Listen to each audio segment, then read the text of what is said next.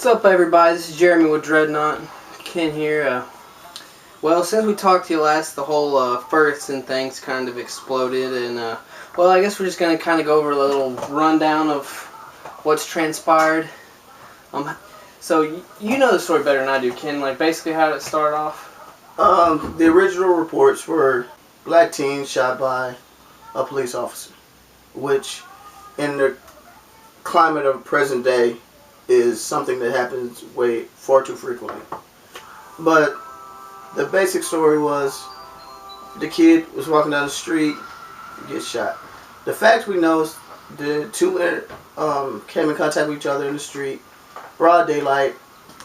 One ended up dead. The officer's account is that he politely asked the young man walking across the street, get out of the street. A verbal altercation ensued, which prompted one of the young men to reach into his car, start attacking him and try to take his weapon, to which he felt the need to use deadly force and shot the young man, chased him down, killed him. Okay. There are varying stories. There's varying stories. The reason that there's a whole uproar is because there was a grand jury that, I guess they didn't find him, Darren Wilson. Let's put this point out there. A grand jury, because I think this is confusing to a lot of people, is not there for guilt or innocence. It's simply there to say there are questions that need to be answered. I think that is something that got missed in this whole thing. Grand juries do not say guilty or innocent. They're just to be like, okay, this needs to go to trial so we can find out the truth. Mm-hmm. Yeah, that's actually what the grand jury is actually what you need to indict someone to go to trials here. It's what you're supposed to have. But anyway, I guess they didn't find him, or I guess they let him go. He didn't get charged with anything. So now people are in an uproar, and there's been massive protests and all this other stuff. Well, I say his side of the story.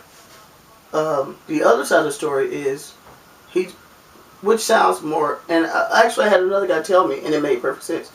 He said the cop said something, probably disrespectful to the kid.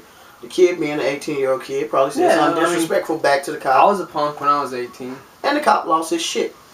If that is the case, he does not need to be a police officer. Yeah, well, the things that he said, Darren Wilson, and some of the things, like, they could be considered unprofessional. To say the least. Exactly, to say the least. But if you're not like that, we gotta stress how important of a job being a police officer is, and they should get paid more because they have to put up with a lot of shit. But I think society's making criminals out of people that wouldn't normally necessarily be criminals, except for the laws that are in place.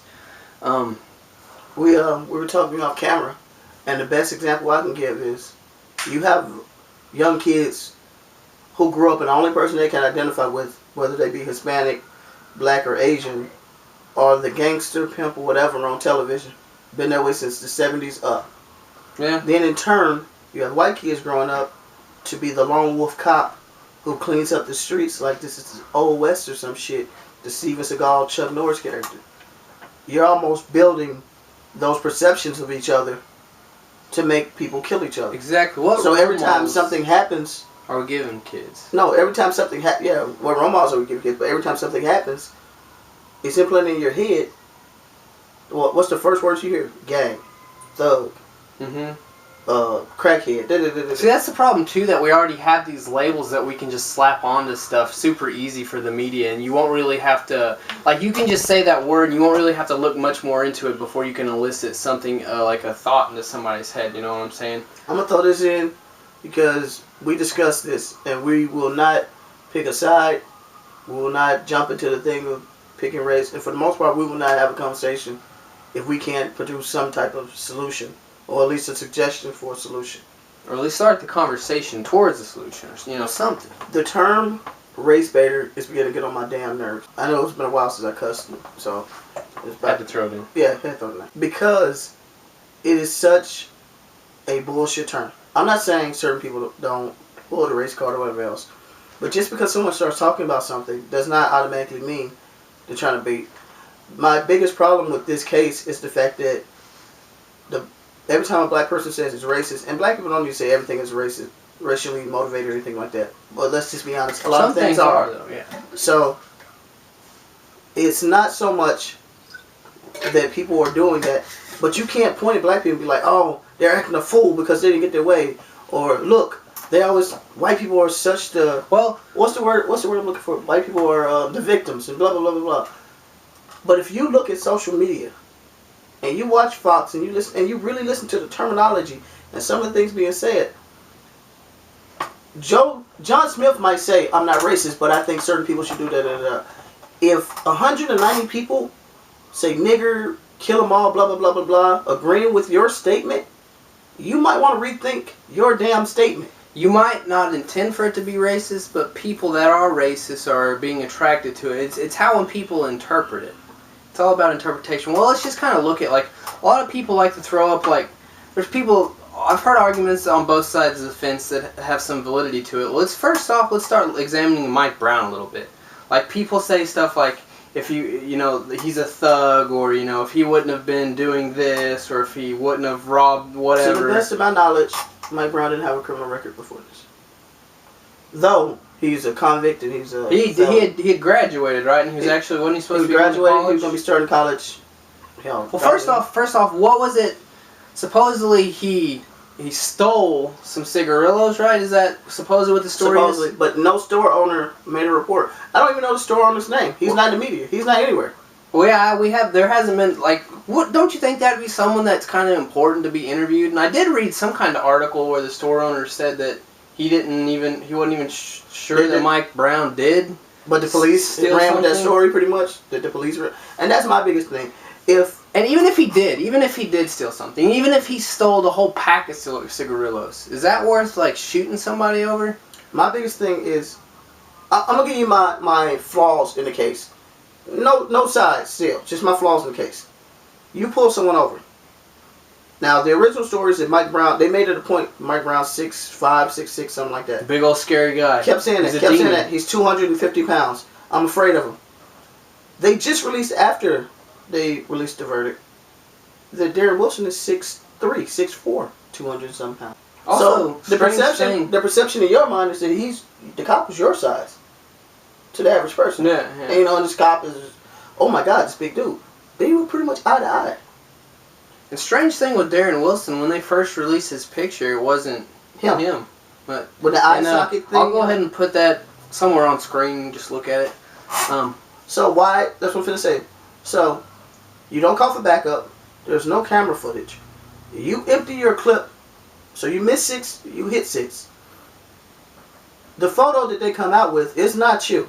The photo they come out with of Mike Brown originally was not Mike Brown. Well, also, if he would have been punching, is it really necessary to empty a clip on somebody? Like, don't you think if you would have hit the person once or twice, that's probably enough to subdue the suspect? Why do you gotta go that, like... Overkill? Mm-hmm. How many times have you sparred? Here recently, none. But I mean, throughout my life... You know it's like getting punched in the face. Oh, yeah, I've been punched in the face. If a dude punch you 3 times in the face, that's 200+ pounds. Heck, if you get me one good shot in the nose, that's but enough to stop no bruising, no blood, yeah. Now, did Mike Brown reach into the car? I don't know. I don't know too many people that's going to reach in a car at 3 o'clock in the afternoon in broad damn daylight. And I just don't. We have a video. I don't know if we're going to put it up, but it's definitely on the Dreadnaught Facebook page and on the website, I believe. But there's a video of a guy getting pulled over, a vet. He opens fire with an automatic rifle on a patrol car. That officer had time to call for backup, make some call signs, reload, did everything else. So you mean to tell me a guy getting shot at with an automatic weapon can call for backup? But a guy facing an unarmed suspect can't. Then there was, wasn't it specified that Wilson did know that he didn't have a gun? Yeah, he knew he didn't have a gun. Yeah. See, you want to be slightly on Wilson's side, but just the way that guy words stuff, it just makes it really hard. And then just the deception in general from the whole police force, it kind of is deceitful. It's very deceitful. The prosecutor, speaking of the prosecutor, isn't he head of the fundraiser for Darren Wilson? Mm-hmm. Isn't that kind of like a conflict of interest, slightly? Every legal person. What made this case pop off more than just a protest? Every legal person going has complained about the way this case was handled. Even Obama, No, Obama actually didn't say anything. And a lot of people, black community mainly, are mad at Obama because he didn't get involved. I'm going to go ahead and speak on that, and then I'm going to switch back over. He can't get involved. Y'all haven't let it go since he said if Trayvon Martin, if he had a son, he would look like Trayvon Martin. That's still coming up.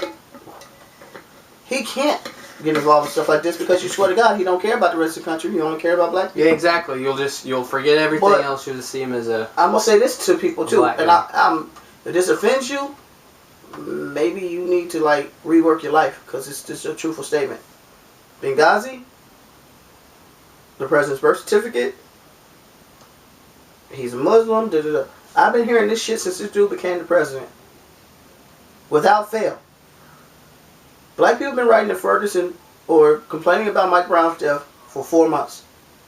And all I hear is, why don't y'all just get over it? Let it go. Why is it such a big deal? Also, this situation isn't like in an isolated vacuum. This is just simply the straw that broke the camel's back. Stuff like this has been happening all over the country since, forever. Yeah, exactly. And another thing is people think, back to the white victimization. Fairness is not white victimization. Now, I'm not going to say every black person wants fairness. Some might want something extra. That's just people. Real quick before you say that, one thing that people have been posting on social media that I find super annoying is the whole, well, you didn't see white people rioting when OJ was acquitted. How in the fuck does that have anything to do with white people being oppressed? But that's what I'm figuring to go to. On the fairness thing, black people rioting in Ferguson, which is wrong, because they're messing up their own stuff, is the point you made it earlier, and trying to figure it out. But if you get mad in your house, you're going to wreck your house. You wreck what you're close to. I'm not justifying it, I'm just saying. I would say this to anybody that's trying to be open-minded about this situation. People offended because of a verdict or because they feel oppressed. Clive Bundy Ranch and a whole bunch of militia motherfuckers pointing guns at federal agents. No National Guard. No extreme police. Matter of fact, they left. Yeah. People with signs and rocks. Tear gas, beat up. Remember the footage we found of the people, the cops, dressed up like and throwing rocks throughout the crowd. See, also, this is the thing, too, and it wouldn't surprise me if it came to be true, but just how this been dealt with in the past, the police do have, secret provocateurs that go into situations like this, and how do we know it wasn't one of them that did incite the riots? I'm gonna say we don't know that for certain, you know what I'm saying? I'm gonna say what nobody else has had the balls Not that I'm saying that's what happened, but that's a possibility. I'm gonna say what nobody else had the balls to say about this case. Any situation, and I learned this from cops. Not cops, I'm sorry. Like I said, I don't like cops. I like police officers. I don't like cops. What I learned from some great police officers, great people. There aren't a lot of situations that can't be diffused with a few nice words. There aren't. I'm sorry. I've been mad as shit, and all it took was for somebody to say, and the situation could have went worse. And someone just talked to me. Talk to me like I'm a human being, deflate the situation. But if you got people that's already got their mind made up, well, they don't want to deflate it. They want trouble. On one side. Well, exactly. Like with the mind made up thing, some of the things that Darren Wilson said, I don't remember exactly how he worded it, but one of the things he said was, I was trained to kill people like that, or I was trained to shoot people like that. He was a demon. Exactly, I just don't know if that kind of guy should be, that. Like I said earlier, that's a very important job, and that's a very big responsibility. No matter which end of this case you wind up on, the one thing I think anybody should be able to agree on is he's not very good at his job. Simple. Well, why are people so worked up about this? And like we were saying, it's not isolated in a vacuum, so it's not this situation that's brought the country to the stance it's in. What about the justice system and the whole situation in general? There's obviously something that's not working that's creating this situation. So how can we analyze, what can we do better? One thing that California voters did was they, victimless crimes, nonviolent crimes, they actually stopped having such harsh penalties for that, and that way they've put millions, if not billions, over a certain period of time into actually rehabilitating these people as opposed to locking them up, because you save money not having the house and take care of them. We were talking earlier, first thing anybody wants to bring up is the upbringing, the thugs and the criminals, and just bomb the whole place I heard one dude related to, let's do the brick mansion to it. Like, what the fuck is wrong with y'all? Oh, comparing it to Detroit or Chicago. You know what all those places have in common? It's not black people messing up. It's a fucked up economy. It's a fucked up school system. It is poor education and poor economics and a very small group of people, race excluded, very small group of people suffocating everyone else out so they keep on getting. Well, one thing a lot of rich people seem to think, I mean, I don't know if this is for sure, is that if you're poor, it's because you're lazy. And that's not the case. If you're born into a poor family, it's hard to get out of. And actually, the reason some of these guys are such good drug dealers, like if you were to take them out of drugs and put them into some big business, they probably have as much drive and as much they were probably great businessmen. That's why they're such good drug dealers. The biggest drug dealers. But they can't get into those positions. The biggest drug dealers I've ever seen were frat boys. Oh yeah, yeah. They had the money from their parents. They gave a fuck about the law, and they weren't gonna get fucked with because they look like the motherfuckers. And when I say they look like them, I don't really mean so much skin tone. I mean just to bring up somebody's upbringing. What about the guy that shot at the movie theater? What about his upbringing? Well, that's another thing too. Like, for all the shit that, like, for instance, that guy did, or the guy that shot the Arizona, was it the Senate woman? Shot her in the face. For what Mike Brown did, as opposed to what these two people did, or what Trayvon Martin did, like all these black people that are getting shot. It's not just black people. There's a couple of white dudes. Well, yeah. It's a Mexican dude. A couple of the cops are just shooting people. But why did these two? Why were they able to surrender freely without getting blasted? And they did such more heinous things than all these people combined. Back to the Bundy Ranch. One of the people from there shot 3 cops. And some kind of way, which baffles the holy shit out of me, it wound up being President Obama's fault. Yeah. I don't understand how people think. Angry white folks can find any. They're frustrated. Something on Obama. You know what I mean? When certain people shoot shit up, they're frustrated, and it's the way the country's going, and we got to bring it back. When other people act out, that's just them being stupid and blah blah blah blah blah. And I'm gonna say this about Ferguson also, and we're gonna put these pictures up. There are people protecting buildings. There are people trying to stop people from looting. There are people hugging cops. There is, for every person you see doing something wrong, I promise you there are 50 people. They either trying to stay completely the hell out of it. Well, see, that's the thing too. These people aren't necessarily, I wouldn't say, leaders in the way that the movement as a whole is going. That they're focused more on, but I think their take is taking advantage of the situation. Mm-hmm. Like, why are you gonna destroy and loot and take from your own community? I'm gonna say it like this. Black people need to stop marching. Black people need to stop bitching and crying out shit. Get involved in your community. Go to city council meetings. Go to school board meetings. Invest in your community. Invest in stock. Instead of going to Black Friday and waiting in line and spending $500 on a game that's going to be out of date in 4 months, get stock in PlayStation. Get stock in Xbox. Get stock in something. Then have this argument.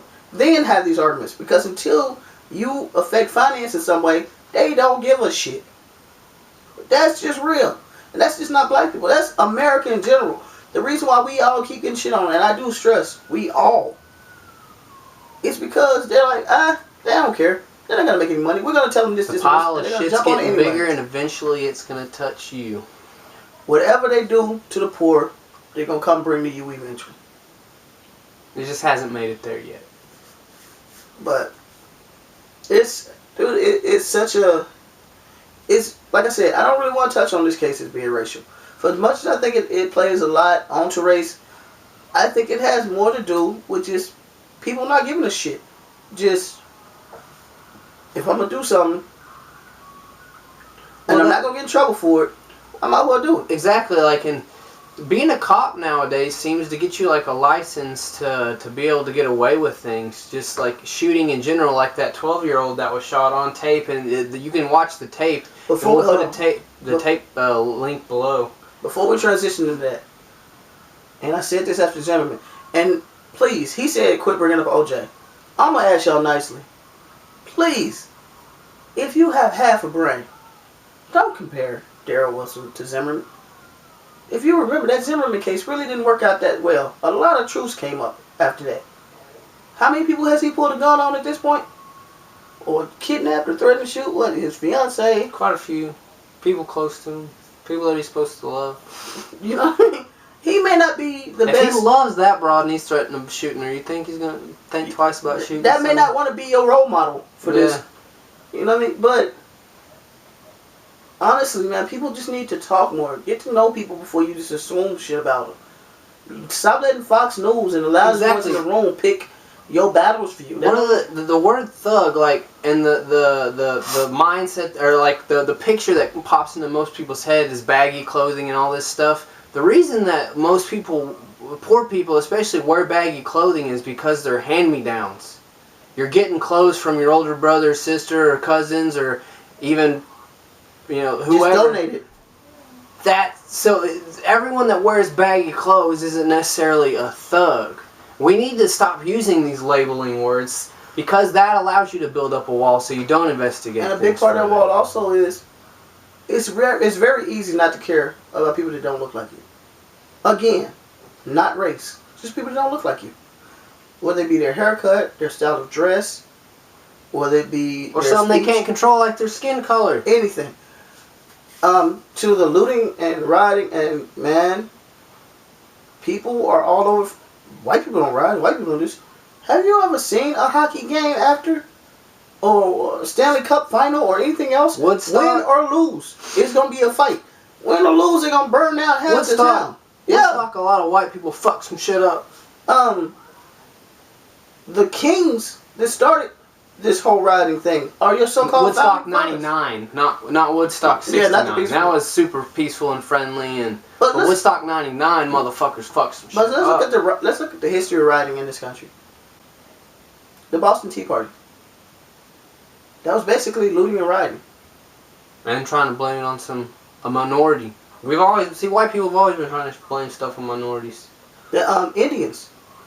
Well, I guess the white people at that point were the minority. But even then, that wasn't all white people. I'm pretty sure it was a whole bunch of white people going like, hey, I'm not in this shit. I don't care.